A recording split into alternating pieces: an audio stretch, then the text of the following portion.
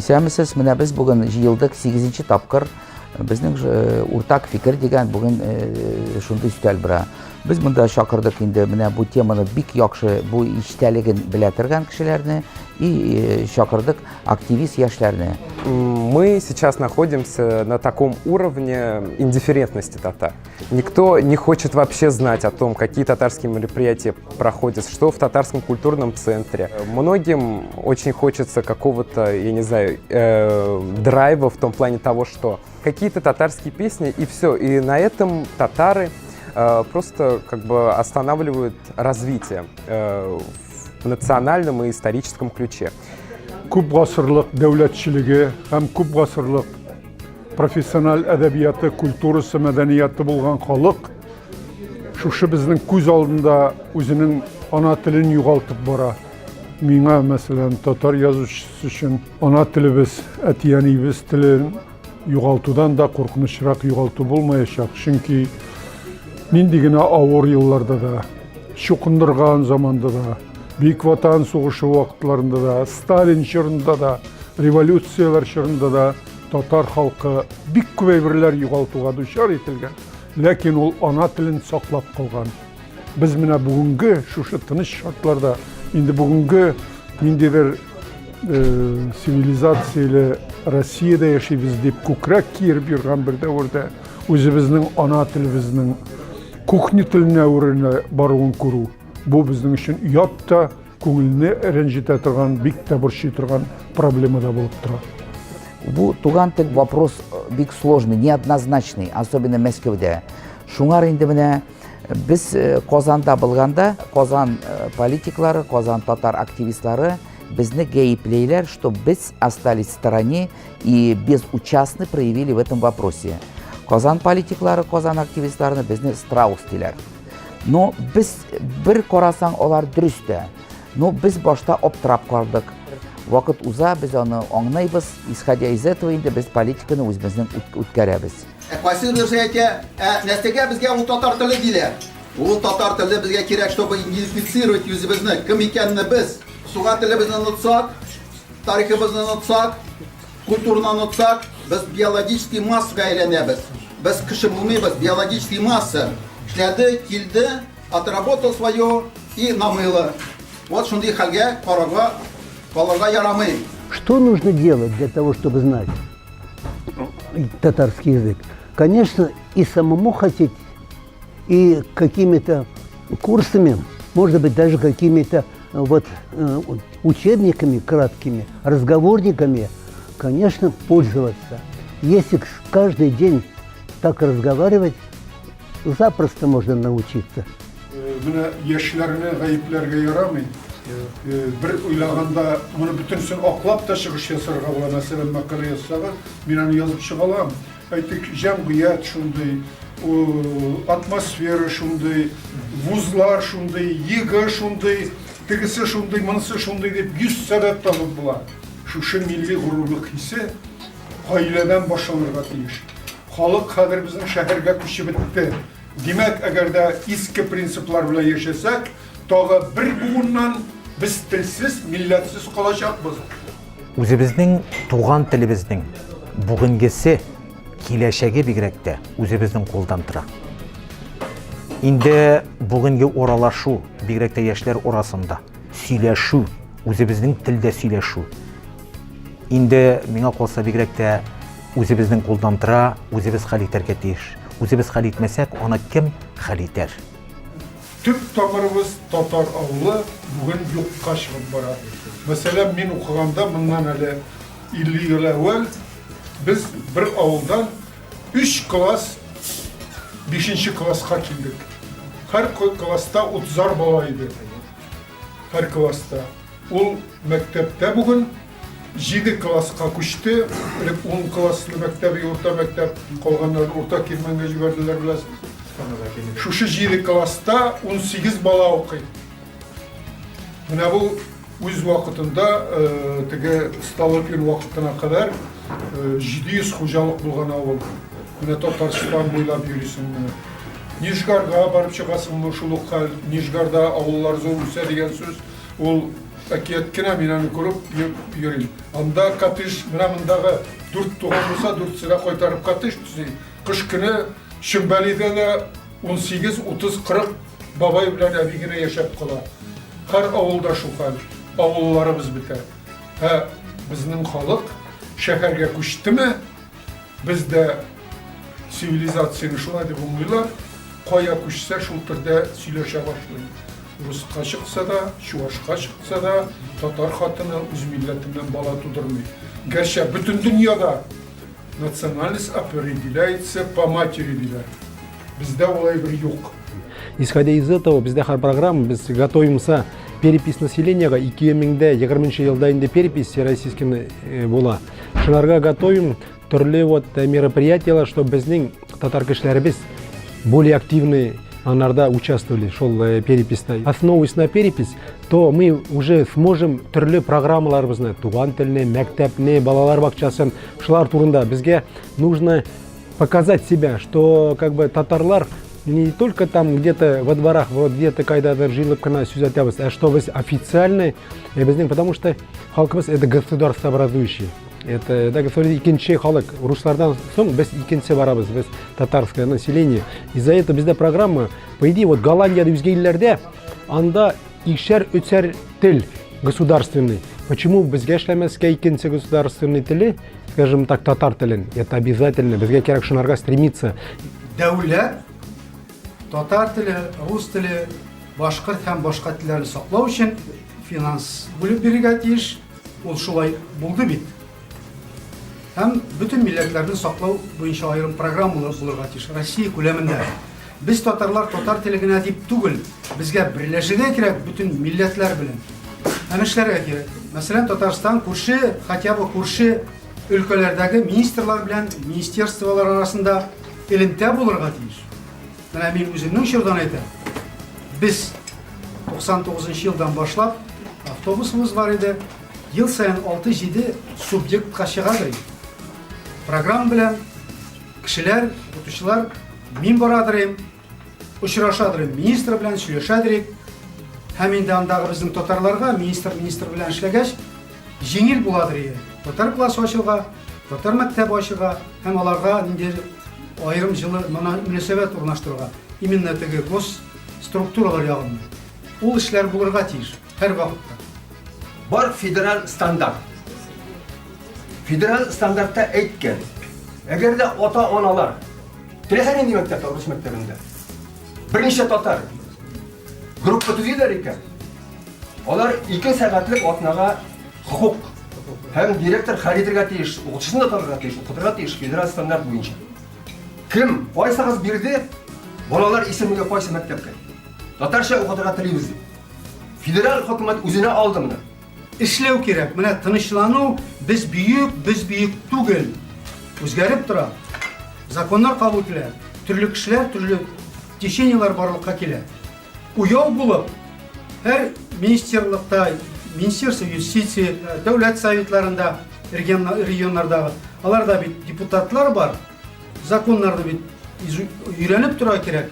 Бу статьясы, бу пунктта нәрсәгә китереп чыгарган? Бер генә җөмлә шул җитте. Имеш кеше безгә кто безгә җитәкчеләрне бирә, кто лоялен власти. У него нету своего я. Он как хамелеон. Он куда попадет, он цвет меняет. А вот Батырсар, который аның сүзе бар, таких беда, ну, шырардан, как баланы отстраняли от власти, не подпускали. Безнең депутатларыбыз, менә без әйтәбез, Ринат әйтте, парламентыбыз, телебезне күтәрделәр. Бездә парламентыбызда җитәкчеләребез, что почему алар не могли, если җитәкче депутат мен әйтәм, сез бит халык өчен сез идете за такими помпезностями, вы так рветесь, такие финансы тратите, чтобы депутатом стать. Сез аны депутатка беләсез. Сез үзегезне дә не можете защищать, не то что халыкны. А халык-то думает, что место бездән зависит. Мы депутаты, если депутат, что җитәкчеләребез, безнең кадры, у нас, как-то, скажем, авторитетов как таковых нету. Якшылар, если авторитет, а безнең яшьләр балалар всегда старше, безнең үстергән инде, безнең менталитет такой, мы всегда почитаем старших. Какие старшие и молодежь такой, если старший, да, безгә показывает момент, что нужно вот прививаться, бездә фамилияларны алыштыралар, чтобы какую-то должность занять, и семейн. Бабасын татар кеше, Василий Васильевич, я говорю, почему Василий Васильевич? Он какой из-за должности, из-за денег. Если я там син поменял имя твое, как я могу его уважать? Он, значит, он сам себя не уважает.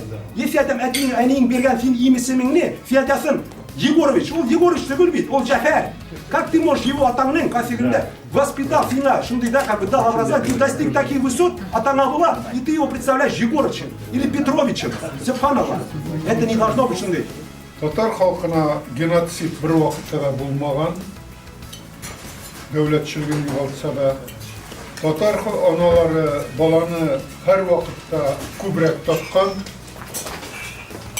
қая кеткен, мына хикмет шында, әр буында, буын деген сөзін амалауын шығылса каждым поколении, 30-40% татар халқы өз милләтін юғалтып барады. Мұның асылы турында ойларға керек. Татар тілі турындағы проблема бүгінгі бұл соңғы Госсовет һәм имеш татар тілін мектеплерде оқыту уақытындағына келіп шыққан проблема түгел. Ол ғасырлар давамына инде 500 ел давам етіп келген проблема. Шуқындығында 30-шы елларда, 20-шы елларда бүтін татар интеллигенциясы моллаларын баршында дегенде айтып ябып, атып, юққа шығарып бітіруде. Бұлар барсы да саясат. Мен болдым мероприятиеда, значит, Челябинский конгресс татар 20 лет. Онда Елена Колесникова, председатель конгресса, ул иң күренекле, иң, наверное, активный автономия безнең Россияда. Олар шул татар кызы проводят, бик кызык мероприятиялар, онда күп энтузиастлар. Менә шулардан менә бөтен кешегә үрнәк алырга кирәк. Шул Челябинский автономиядан, Елена Колесниковадан.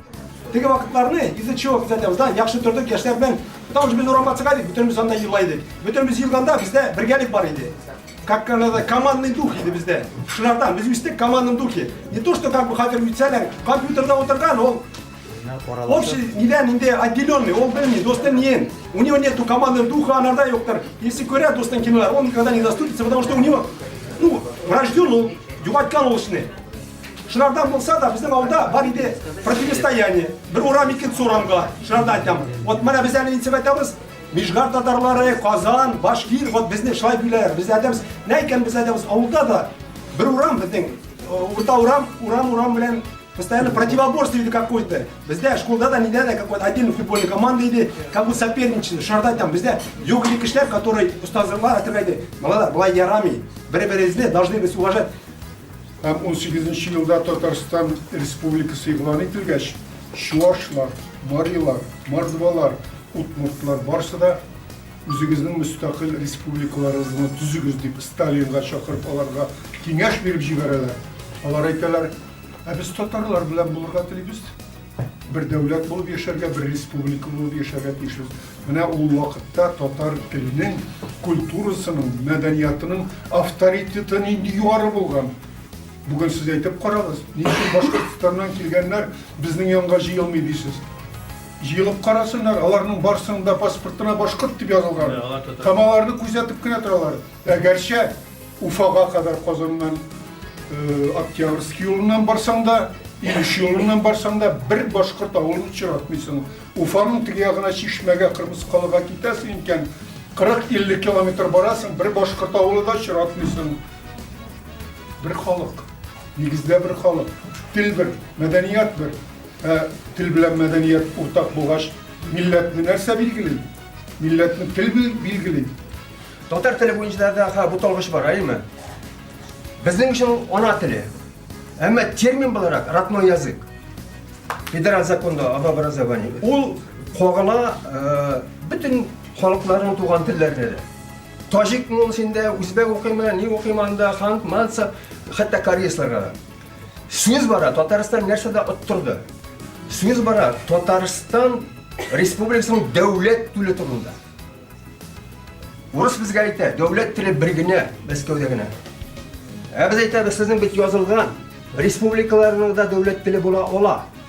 Дәулет тілі болғаш, ол мәжбүри оқытылырға тиешлі. Олар айтты, жоқ деді. Қазір мында келіп тұрды, нендей дилемма. Орысқа айтабыз. Я біздің конституциядан олап оттырғыз. Татарстанда екі дәулет тілі деген әйбір. Я дәулет тілі құқықы берегіз. Дәулет тілі деген әйбір, ол еркілік оқытылмайды. Ондай бір болмайды. Бұл федерализм мәселесі. Менә монда әлбәттә шуңа тиешләр депутатлар һәм башкалар.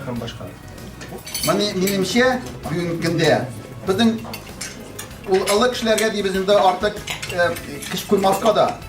Алар сөйлиләр, кем сөйли белә, шул сөйли, кем сөйли белми, ул белмәс инде. Яшьләр безнең инде, вот икенче этап дибез инде. И өченче безнең моны балалар турында сүз чыкты.